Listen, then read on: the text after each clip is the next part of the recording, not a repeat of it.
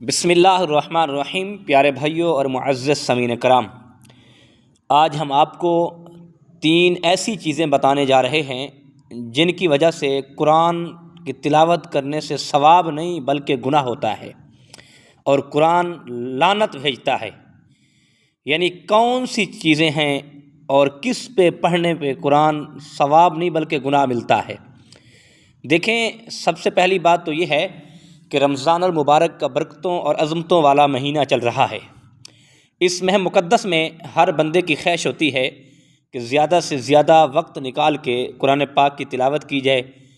کبھی کوئی لوگ دن میں 1 پارہ پڑھ لیتے ہیں یا 2 پارے پڑھ لیتے ہیں، بعض اوقات لوگ ہر نماز کے ساتھ 1 پارہ پڑھتے ہیں، دن میں 5 پارے بھی پڑھ لیتے ہیں۔ بعض اوقات لوگ ایسے بھی ہوتے ہیں جو عشاء کی نماز پڑھ کے بیٹھتے ہیں، ساری رات بھی قرآن پڑھتے رہتے ہیں۔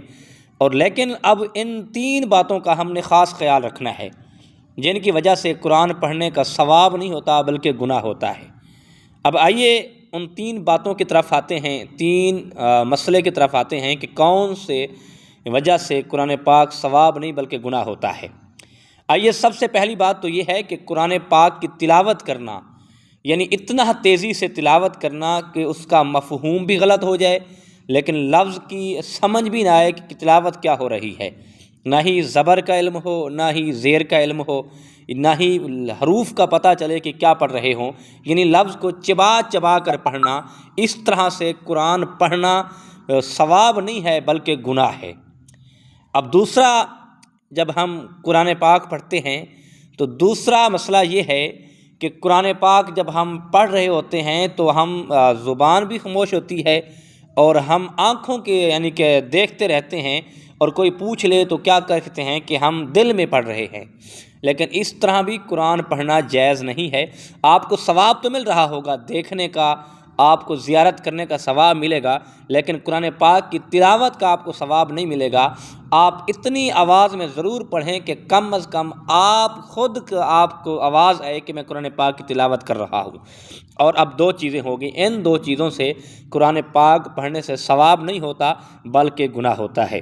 اب تیسری چیز یہ ہے کہ جب قرآن پاک اتنا تیزی سے پڑھا جائے، اتنا تیزی سے پڑھا جائے کہ کسی کو سمجھ بھی نہ آئے کہ پڑھنے والا کیا پڑھ رہا ہے، اس طرح سے بھی قرآن پاک کا پڑھنے کا منع کیا گیا ہے۔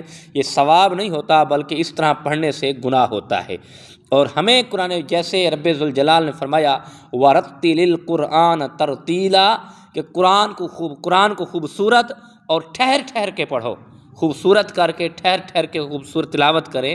تو ہمیں قرآن پاک کی تلاوت ایسے کریں کہ سمجھ آ جائے، خوبصورت کر کے بھی خدا بھی راضی ہو جائے گا اور محمد مصطفیٰ بھی راضی ہوں گے، اور ہمیں قرآن پاک کی تلاوت کرنے کا ثواب بھی مل جائے گا۔ ہم قرآن پاک پڑھیں تو ہمیں اجر اور ثواب ضرور ملے۔ اللہ ہم سب کو قرآن اس طرح تلاوت کرنے کی توفیق دے کہ قرآن پاک ٹھہر ٹھہر کر خوبصورت کر کے ہم قرآن پاک کی تلاوت کریں، کیونکہ قرآن پاک کی تلاوت جب ہم سچے دل سے اور صاف نیت سے ہم کریں گے تو اللہ پاک ہمیں قرآن پاک پڑھنے کا اجر بھی عطا فرمائے گا۔ اللہ اس قرآن کی برکت سے ہماری مشکلیں بھی آسان کرے گا، ہماری پریشانیاں بھی دور کرے گا۔ اللہ برکت قرآن کے صدقے اللہ پاک ہمارے سارے معاملات آسان فرما دے گا۔ اللہ ہمیں قرآن پاک سے محبت عطا فرمائے، قرآن پاک سچے دل سے اللہ پڑھنے کی توفیق عطا فرمائے۔ وما علیہ